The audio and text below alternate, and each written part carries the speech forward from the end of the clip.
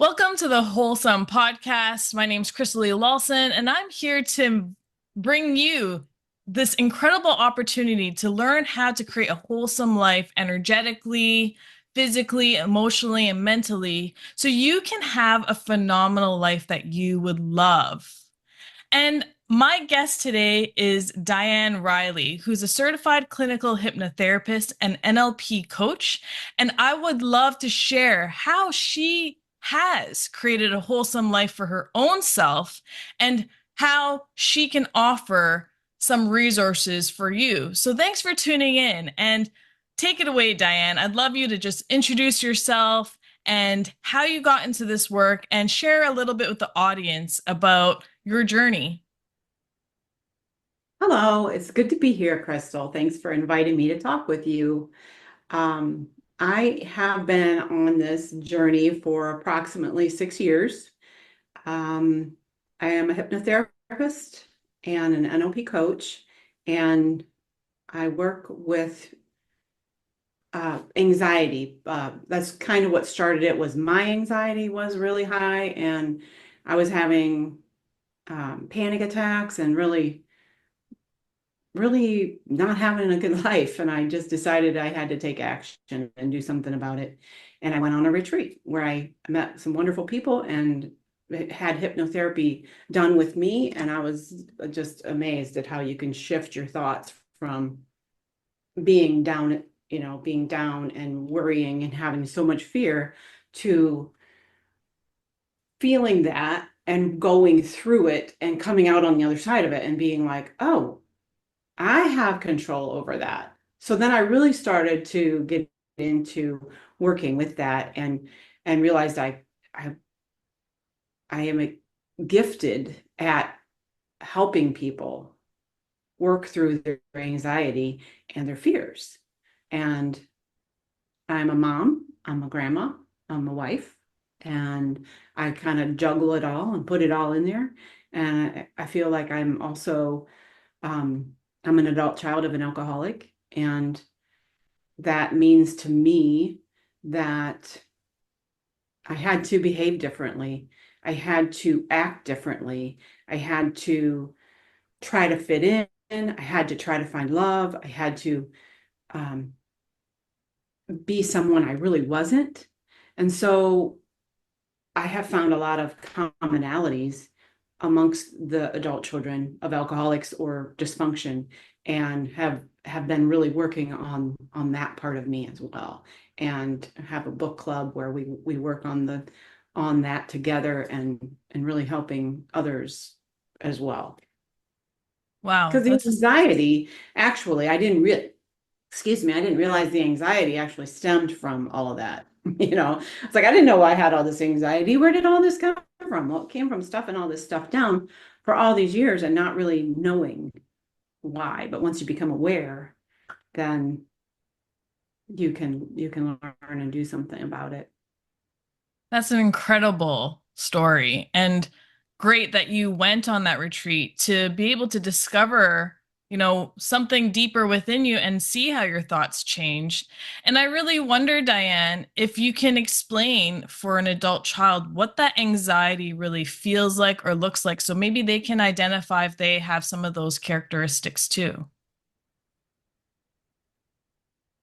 Well, um, there there are many characteristics. There's actually a laundry list in the front of my adult child book that we all kind of fit in with. It can kind of go down the line of feeling um, seeking approval, being people pleasers, being chameleons. I don't know the laundry list off the top of my head, but the anxiety for me, I think, was just really not being able to say no, not being able to being so worried about what someone else thought of me, being so worried about what they were thinking because I knew it would had to be bad, um, that I would change my personality to be liked, to get something. I needed all this outside validation. Also, codependency is a huge thing. So, yeah, I mean, most of the people that I talk to who have some form of um, alcoholism or dysfunction in their family will relate to that, not knowing who you are. Like your self-esteem is really low because you don't know who you are. You've never been able to share your feelings. It wasn't really allowed in our home, to share your feelings and to need something.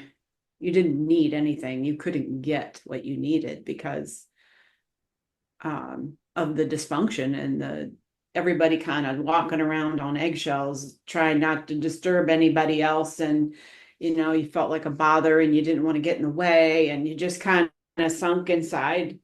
I kind of sunk inside myself and tried to just stay small, stay out of the way.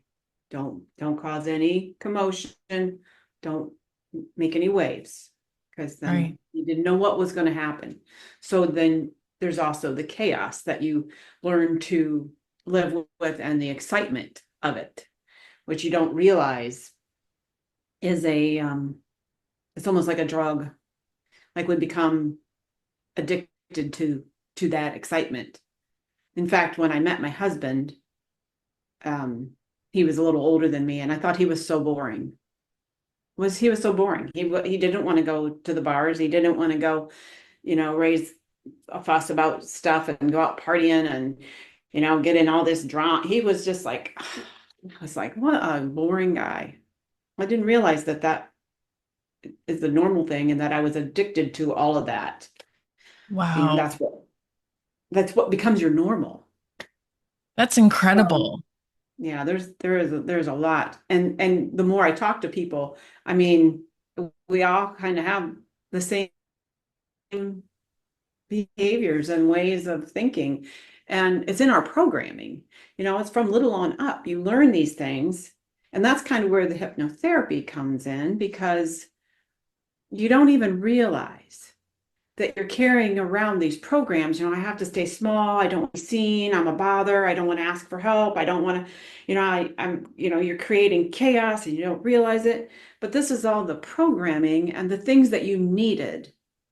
I have found gratitude for all of that in my life because I needed it at the time, and it got me through the situations I was in, but I don't need it anymore. I do not need it anymore. And I didn't realize that was, what I was basing my decisions on, and my behaviors and my habits, and, you know, that this old stuff that was running in there and keeping me back, being so fearful and having so much anxiety about what people thought of me and what they were. I didn't know what they thought of me. How was I supposed to know? But I created these scenarios in my head. Wow. So, I love that you spoke about the whole chameleon and people pleasing and how we play small when we grow up in these dysfunctional families. We hold ourselves back. And I certainly know that I can relate to that growing up in similar environments like that, needing to grow up really quickly and always feeling like you're walking on eggshells. And there's something that you said during that about emotions. And I think that that's something a lot of people maybe don't understand deeply enough about how the repression of emotions affected them in childhood when they repressed the emotions in childhood, and how that affects them in adulthood, being the adult child. What can you talk about how that emotional repression affects us as we grow up? well, I think that we hold those emotions in our bodies. And the longer you hold them down, the bigger they become, the more problems they can cause in your body, in you, because you're not able to release them. It's not okay. It's not okay for you to not be okay. Because if you're not okay, it's saying something about me. So no one wants you to not be okay, because then they have to look at what they're doing and what their feelings are about it. Well, but they feel bad, and they don't want to feel bad, so you just be quiet. And so you learn to tuck that all in, and you don't speak your feelings. And as an adult child, I find now my emotions are at a level. Like if I get triggered about something that brings back something from my childhood, I am 5 years old and I'm sobbing because I never healed that. But I never used to let that happen. I would fight it and I would become angry, would come out in different forms of emotions. It wasn't the true feeling. It was fighting it off with anger or fear or, the anxiety, or I just became a rebel so that I didn't have to feel it. And I used alcohol and drugs and other ways to not feel those emotions as well. But now in my healing process, I'm learning I can still try to tuck it down and hide it, but eventually it's like we've called it my pressure cooker because it's just like, and then I feel it and I sob and I release it and then I can let it go. And Wow. I also feel lighter in my body when I do that. It's like it's okay to go back and get that little girl and tell her, it's okay now. You're safe. You don't need that anymore. You don't have to walk on eggshells. You can feel any way you need to feel. Feel your feelings. I do a Wow. lot of inner child work too. And I think that that's a very important topic to cover because perhaps people don't realize how their adulthood has been, or maybe they even do realize how their childhood has affected their adulthood, but they haven't had an opportunity to go back in time because they don't see how they could to do that kind of healing work. And I really appreciated your analogy of using the pressure cooker of how your emotions bottle up and at some point it will have to come out somehow, and it's just how are you allowing that to come out? And I'm sure that's something that you help people work through is their default patterns of it emerging and coming out that probably are hurtful or not their best way of showing up or being who they believe they want to be, and it prevents them from being able to be calm or resolution oriented towards a situation. So I really like that analogy of, that emotional pressure cooker, and that does have to release at some point. And so going back to the inner child work, what do you mean by that? What are some things that you can share with people on how does that inner child work look like? Well, the little girl that didn't get what she needed when she was growing up. First of all, I'm from a family of 13. So I'm the baby. Wow, And that's a big family. yeah, it's a big family. And there was a lot of love in my family. I am not blaming my parents in any way because, um, they did the best they could do with the tools they had. My mom was from an adult child of an alcoholic, and there was so much dysfunction. And then she married my dad, who became an alcoholic, and I just don't like to feel like I'm blaming my family or saying that I never had anything good in my life, because that's not true.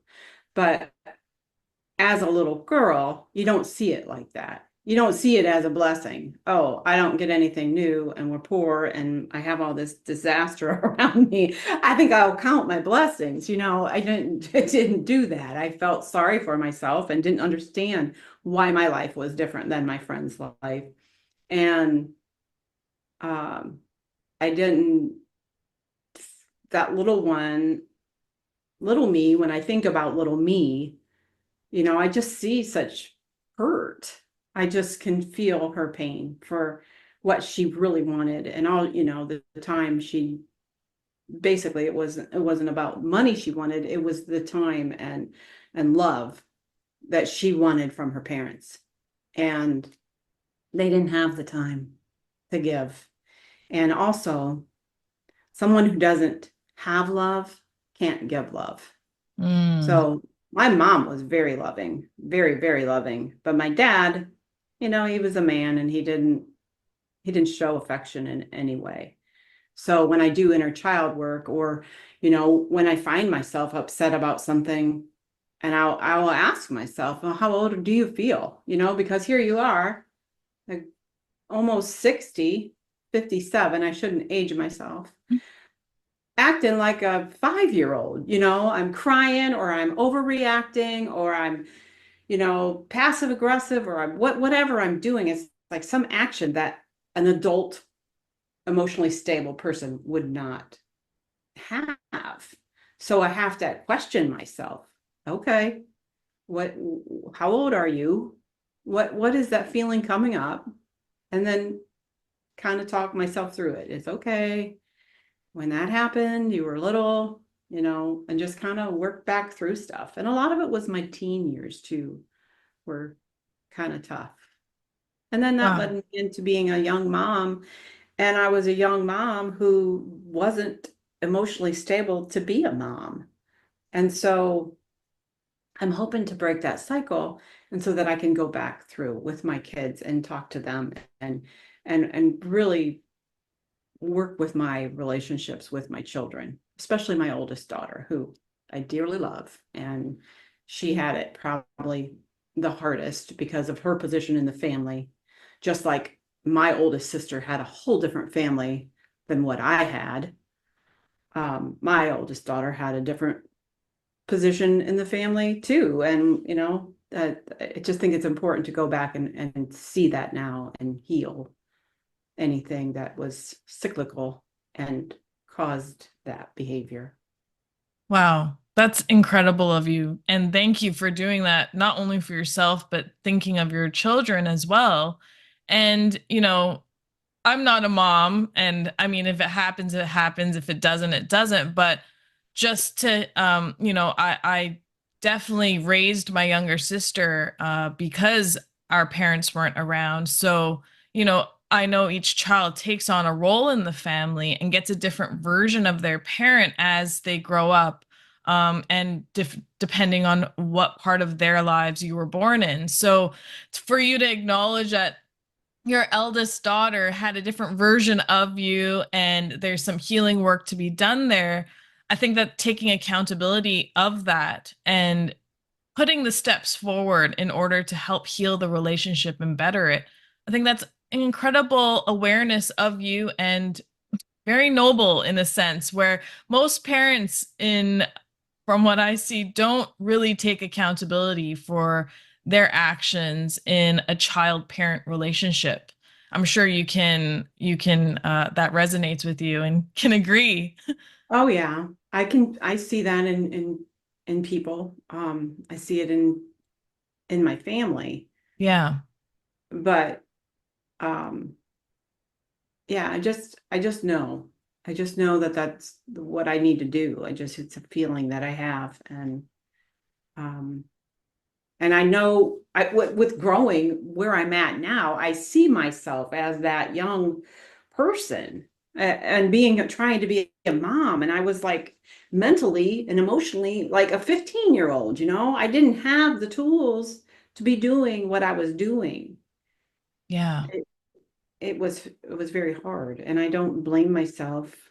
I did the best, just like my parents did. I did the very best I could do for my kids with the tools that I had. But looking back on it now, it's like, oh my God, you needed more tools, girl. I Yes. needed these, I needed these tools then. But I'm also a big one for everything happens for a reason, and it happens in the right time. And I feel like everything I went through brought me to here, and everything happens as it happens, and you learn and you grow. And my kids, the same thing, they needed me to be the mom that I was, so that they,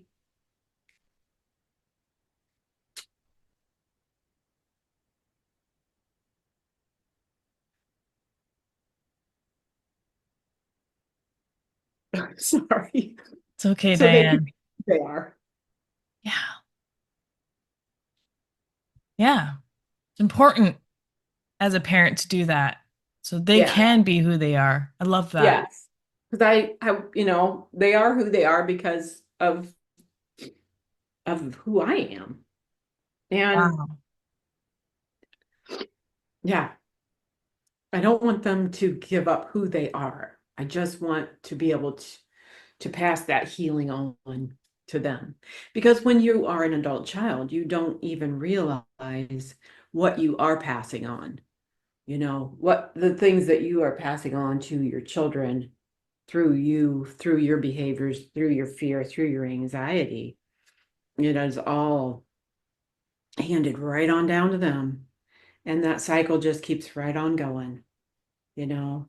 And I think it's important for the work to be done to get it stopped so that my grandchildren don't have to go through all of this. And Right. they're and my kids are very aware of emotions and feelings, and I'm very proud of them for the way they parent, because I don't and they didn't get it from me, I don't think, because like I said, I was such a mess, but they might disagree with that. I don't, because I talked to them about it and they're like, "Oh, mom, I didn't see any of that." Anyway, I'm getting off subject. That's wonderful that your kids, adult children now, are very supportive in recognizing that you're doing a great job, even now as a mother and a grandmother, breaking that generational trauma, which, is something that is a cycle that happens in a lot of families until somebody chooses to make that and break that cycle. So, I really want to touch on just like how did you develop this awareness, Diane? Because of course you weren't always like this. And of of course this is something that we develop or don't develop. And maybe some people listening here are on a journey of awareness, but would love to expand that more. How did you embark on that awareness, or how did it come to your mind? And how are you growing that now? Well, I have um, family members that I can attribute a lot of this to, who they're older than I am, and they discovered different people, programs, AA, Al-Anon, um, and started working through some of that stuff and the generational trauma. And so I got drip fed things throughout the years. So it kind of just stuck, was like, there's a better way. There's a better way. There's more to this. And I think that's what kind of I became aware that I wanted to make these changes because I had knowledge of how they changed. When you see somebody change, like an alcoholic go into a program and become spiritual and loving and fun and make amends and do all the things, you learn from it and you see the difference and you want it. And I did. I craved that. It was like, this is what I need. I don't need, my happiness doesn't come from outside of me. I need to love myself and make my happiness. So that's where I started, was just trying to figure out who I was. I didn't know who I was because, like I said, I had to be somebody for all these different groups of people. And so who was Diane? I had no idea. And that's where it started. That is actually where it started. I started wondering, who am I? What do I like? Because somebody would say, well, let's listen to this music. Oh, yeah, I like that music. What do you like, Diane? What do you want to hear? Oh, I don't care, whatever you want to hear. It was always, where do Mm. you want to eat? Oh, I don't care, wherever you want to eat. I like anything you like. It was just constantly. So then I just kind of got fed up with it and was like, what do I like? Who am I? And started really going on that inner journey. Wow. That's really cool that you realize that you really didn't know yourself at all because of the childhood role that you took on and then how that translated into adulthood as well. Yeah, definitely. And like I said, it did affect my relationship with my husband too, because we've been married 33 years. That's And incredible. yeah, um, and our relationship. He's like I said, he's a little bit older than me, and he is not a feeling, touching, loving. I mean, no, no, no, no, no. He's not emotionally like he's not a, you know what I mean? It's like he's not like touchy feely like I am. Like, I want to hear your feelings. I want to know how you feel about it. I want to talk about the feelings. Randy is not that way. He's very supportive of me, and I couldn't ask for a better person in my life to support everything that I do. But I needed more, and I kind of got to the point where I was like, well, depending on him for my happiness. When he would come home, then I would be like, what do you want to do? How do you want blah, blah, blah, blah, blah. And if he didn't want to do these things, then I was hurt and took it all personally and couldn't have any kind of life outside of that. And I realized this isn't about him. This is about me. I need to be, um, I need to love myself, make myself happy, please myself, do the things that I want to do, not counting on someone else having to do it with me. I needed to be strong, and that has changed our relationship immensely. I Wow. think was a huge weight off of it, actually, because that had to be a lot of pressure on him to always be trying to carry my happiness and carry everything I wanted to do, and make sure I wasn't bawling, crying, upset because I was emotionally immature. And I mean, for me to grow and do what I'm doing, our relationship's stronger than ever.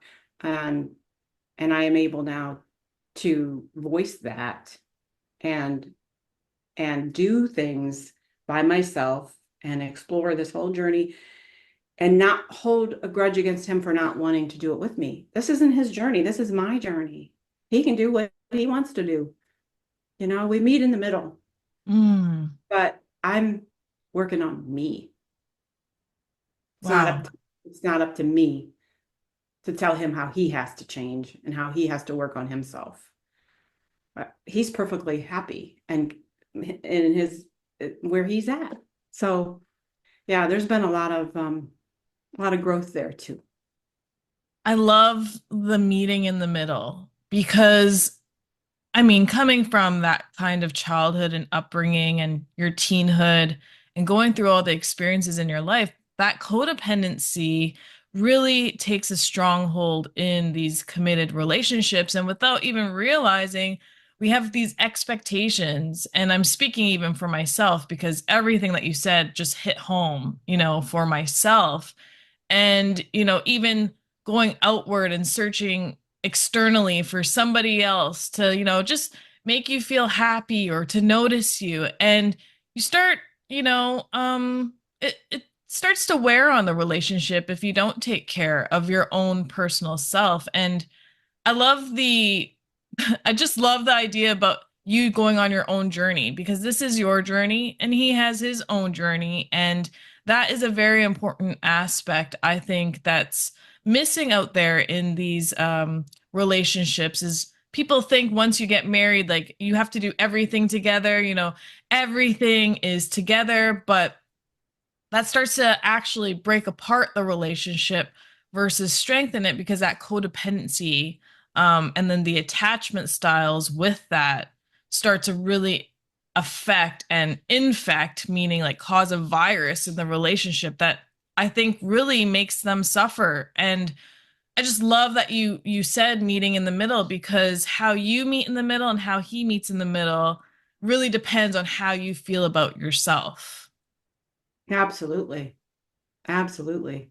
And for a long 33-year relationship, I can only imagine, Diane, everything that you have gone through, highs and lows, and the changes that you have both made. And many times I see couples, like one person progressing maybe in a positive trajectory, and then the other individual staying the same, and they're not choosing to move together. It's one or.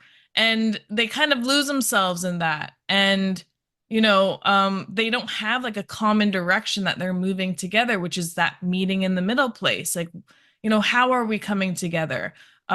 what do we need to do so when we come together, it's a good time. It's a time that we make the most of. So how do you engage with your husband, or how do you have these kinds of conversation with your husband to get back on the same page or meet in the middle and like have a common way of being when you are together? Well, I think it started like with communication. Like it's very hard um, to have a relationship if you can't talk to each other about things. And a lot of things for me is the way I'm feeling. And so that would make him very uncomfortable a lot of times because he doesn't know how to deal with me and my feelings. And so I just kind of had to communicate that, it's like, okay, I know you don't know what to say and you don't know what to do for me. I just need you to hear me. I need you to hear how I feel. I need you just to listen to me and support me. And that's all I need from you. You don't have to know what to say. You don't have to do anything. And so by kind of giving him that tool, just be here for me, support me, love me no matter what, and being able to talk about well, this, I never was made to feel dumb about feeling a certain way, or oh, you shouldn't feel like that, or he's just always been very supportive of me. But I didn't know that until I started and he'll be like, well, this is what I heard you say. I heard you say that blah blah blah blah blah, and then that opens the communication. No, that's not what I said. This is what I said.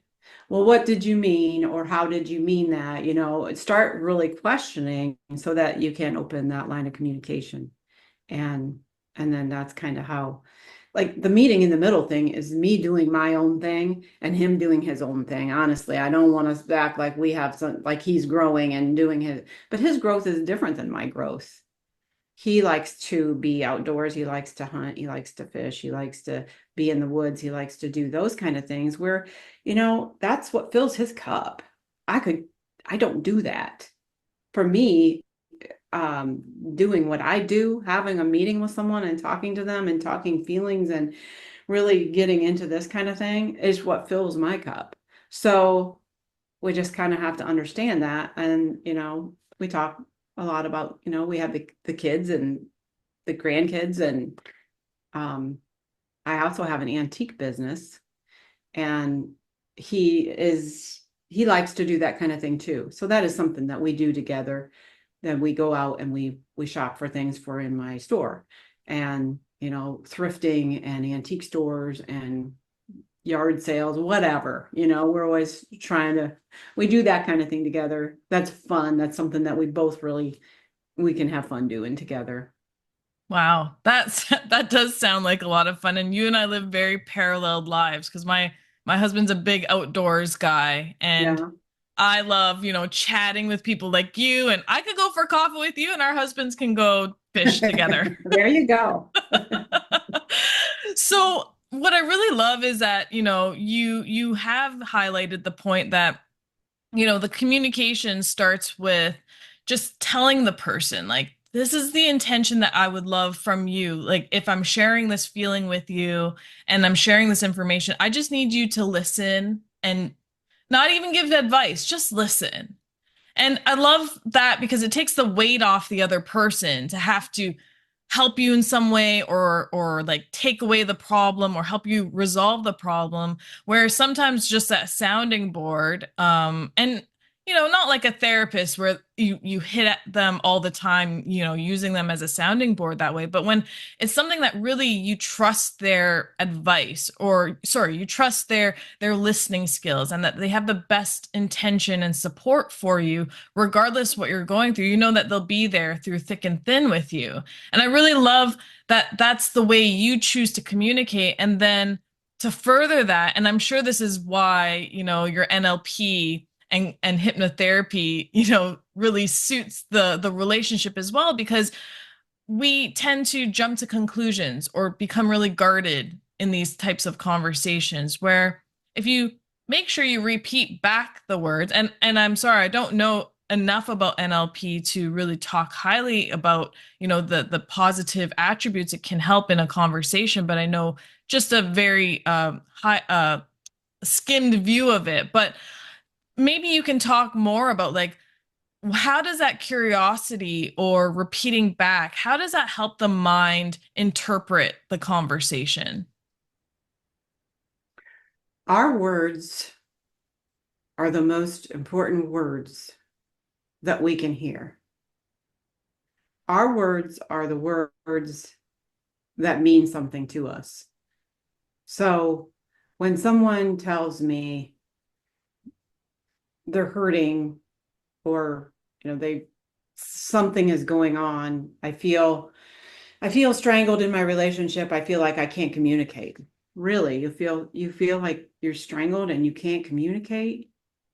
Wow, what does feeling strangled and that you can't communicate feel like? I they know that you hear them. When you repeat words back, they know you're listening with compassion and truly just letting them get that out. And that is a healing process in itself. Just letting someone talk and hearing their words come back to them because it is it's the only words that mean anything to us. And I never realized that before, that our words are the only thing that we really will accept in our subconscious. It's like Hmm. someone else can try to give you the solution or yeah, how to fix things, and we will reject it time and time again until we come up with the words, the Wow. solution. We have to come up with it. Yes, And I think that being heard is what we all want. We all want to be heard. Yeah. absolutely. So being heard in this type of communication between two people, if you repeat back their words, then the mind can interpret it in a way that makes sense to them.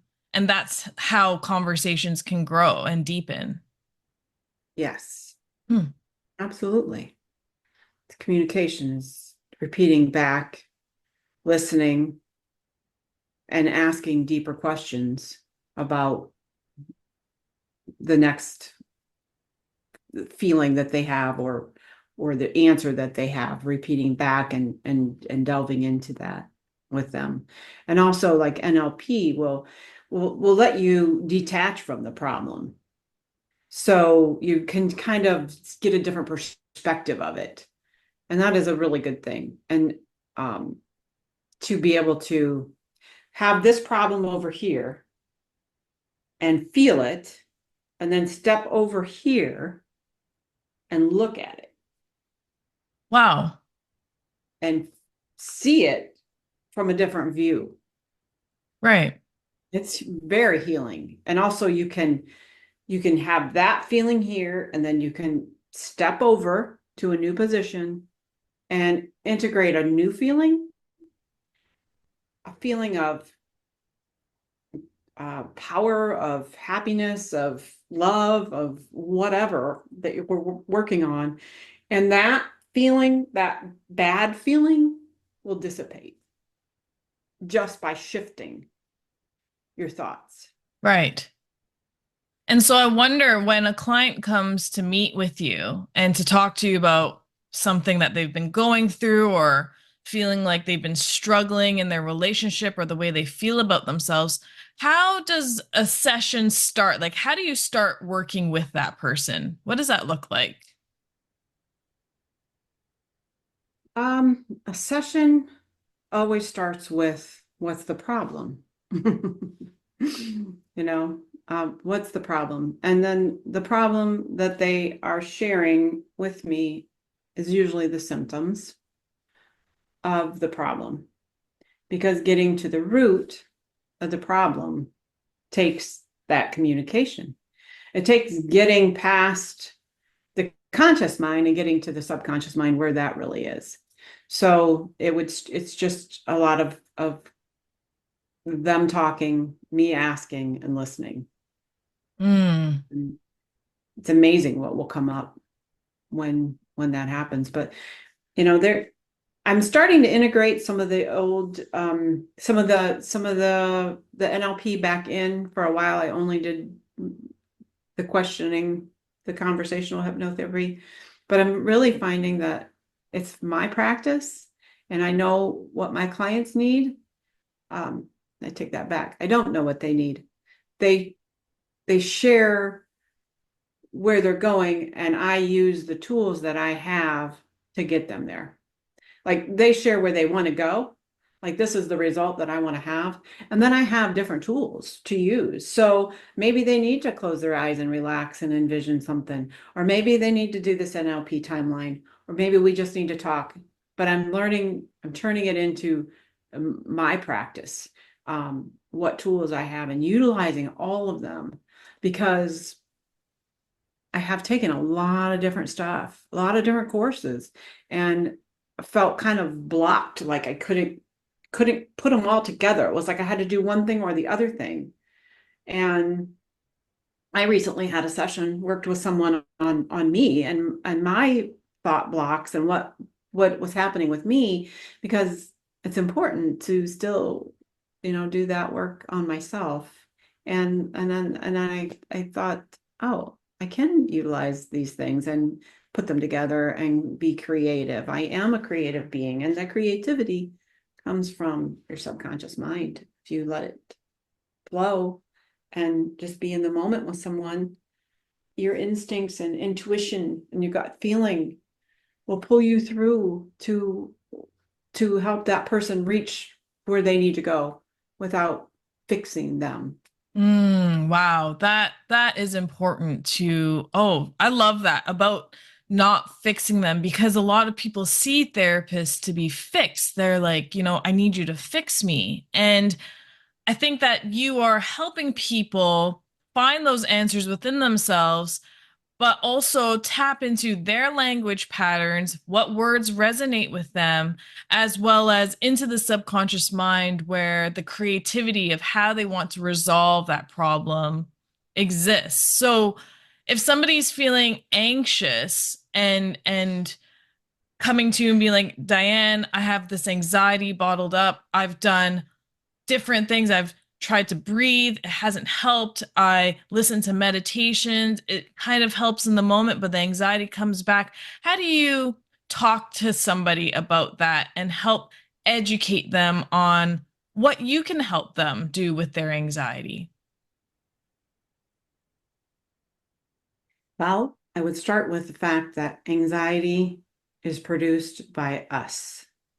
We are creating the anxiety with our thoughts, and we're thinking irrational thoughts of fear, thoughts of what if, thoughts of things that haven't happened yet that are creating the anxiety. So I would say, where are you when you have this anxiety? Are you here? Are you present with me now? Or are you uh, 2 weeks away at a meeting that you're worried about, creating things that aren't real, and then creating these thoughts that are ramping up the anxiety because what if? So come back here with me right now in this moment and tell me what kind of anxiety you're having. What are you feeling? Where's this at? And just start talking to them about what this anxiety is about, because Mm, we're creating it with our thoughts. And we're creating it, and that's the hardest thing to get through our heads. Is like I'm actually thinking about all the things that I don't want to happen, and how scary this is going to be, and how hard it's going to be, and how I've never been able to do this before, and this is what I'm focusing on, and this is what I'm creating. right. So change your thoughts.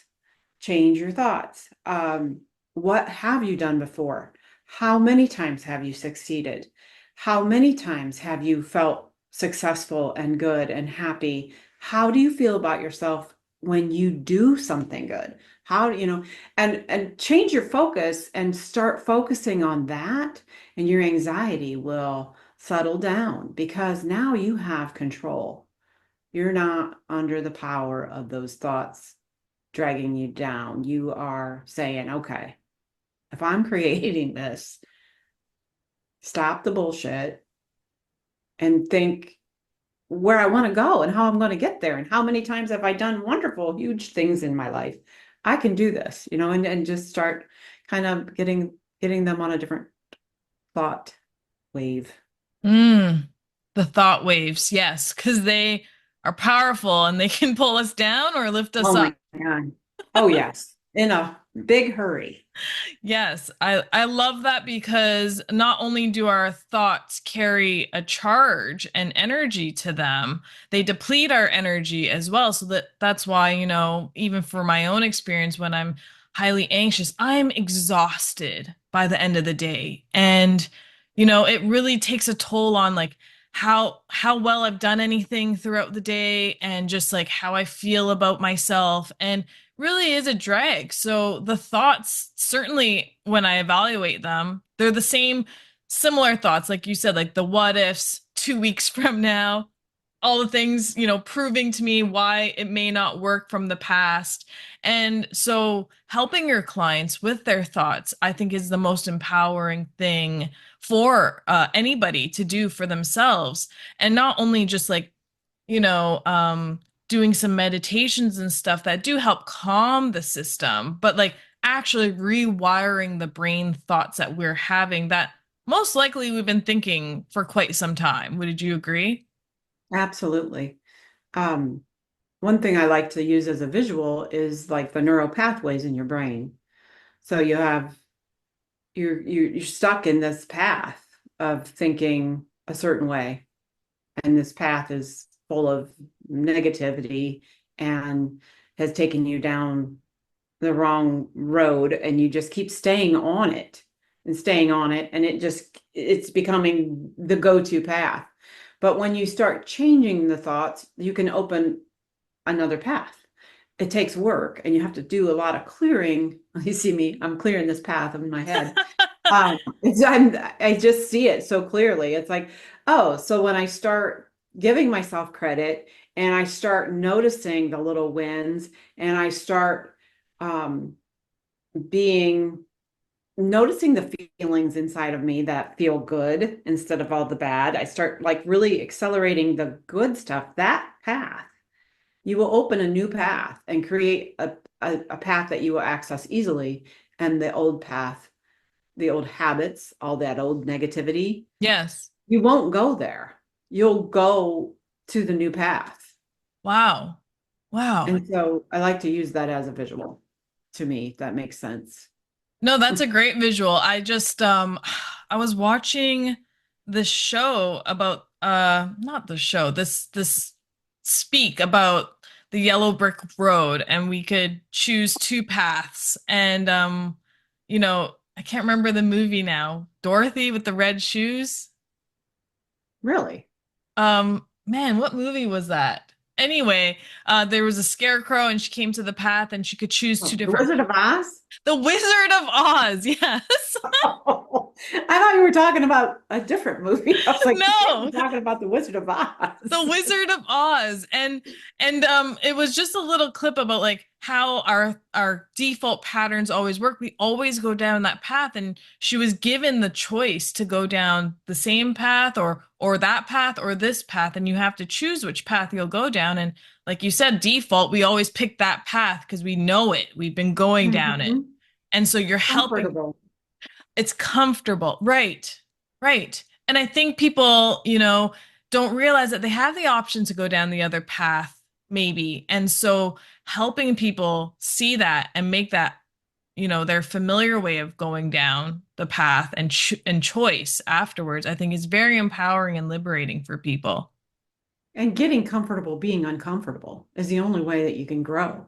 It's like if Yeah. you just stay in that comfort zone and you just always stay what's comfortable, your zone is never going to grow. You're never going to step outside of it. So, little bit at a time, baby steps at a time, changing, being uncomfortable a little bit at a time until you realize that that's now your comfort zone and you didn't even really realize you were doing it, but Wow. it can grow as you do little bit at a time and give yourself that credit to change your comfort zone, change your level up. Yes, level up. Well, Diane, I could go on more and more about this. Perhaps we do another recording of this because I would love to dive even deeper into the mind and how people actually can utilize that to level up their lives and level up themselves. So let's definitely do this again. And uh, I'd love to just share with the audience three takeaways that they can, think about or introduce into their life to see if it resonates with them, some things that you can share with people. So the first question is, what is one quote or statement that really resonates with you that you believe in? If you change the way you look at things, the things you look at will change. And that is Dr. Wayne Dyer. And when I first heard that, it really hit me. I was like, yeah, I can look at it one way and see it that way, or I can look at it another way. And it just depends on how you see it. That just really hit me. Wow. I love him. I do too. I haven't listened to enough of his stuff. I know that he is an incredible speaker and He is. highly, oh, just incredible personal development coach. And so when people, hear that kind of quote, what did it elicit for you when you heard it? It just kind of opened up a whole new world that there are options. It's not all black and white. You can change the way you look at things. And when you do that, the way you see them changes. Um, I don't know. I don't know how to go deeper with that. It just really struck me as like I had a choice. I could see it one way or I could see it another way. It didn't always have to be the same, and I could choose to I see love it. that. Yeah.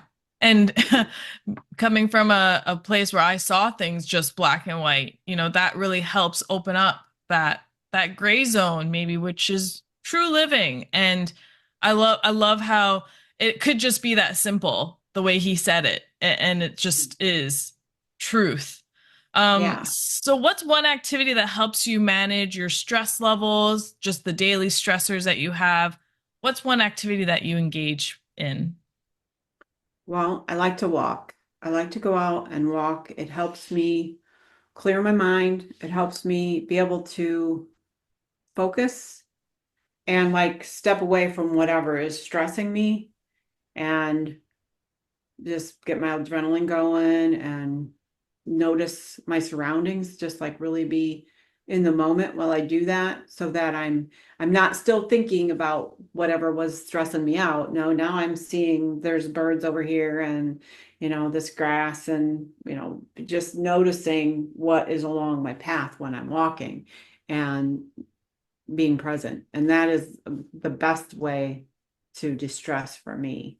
And if I can't get out and walk, I, if the weather doesn't allow it, um, to sit down and just do that in my mind, just to be present and meditate for 5 or 10 minutes even will really calm me down and help me focus and be able to think rationally, think clearly instead of being reactive.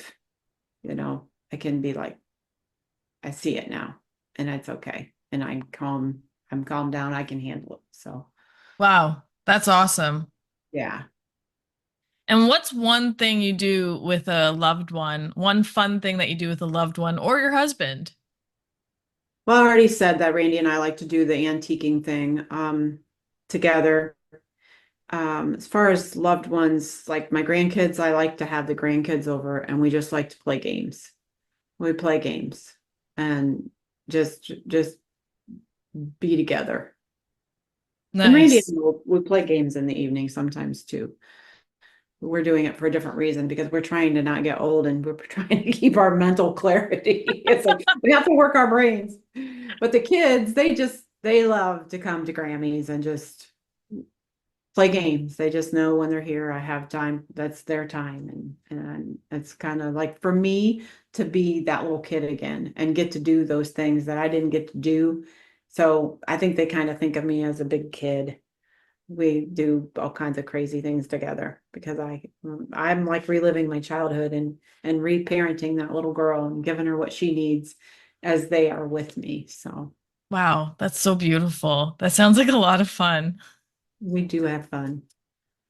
So we're winding down here on the hour, Diane. Is there any last words you'd love to share with the audience? Yes, there is. One thing that has really helped me is the to know that it's not about me. It's not about me. When somebody says something to me that hurts my feelings or maybe makes me feel left out or I get left out or whatever it is, I have to remember it's not about me. It's them. They're dealing with something too. And if I take me personally out of it, it just helps me to step back from it and go, oh, well, she didn't say that to me to hurt my feelings. She must be hurting. She said something to me because, something going on in her life that had nothing to do with me, nothing to do with me, you know? And so when I take myself out of it, it's not about me. Um, I'm able to just be in a judgment-free zone and it's a weight lifted off of me. So I do recommend thinking about that differently. If you want to get all worked up about something somebody said or did, think about what did it have to do with me? Nothing has nothing to do with me. Wow. That certainly will help liberate you from the situation for sure. That's a great last statement for people to take away with and think about.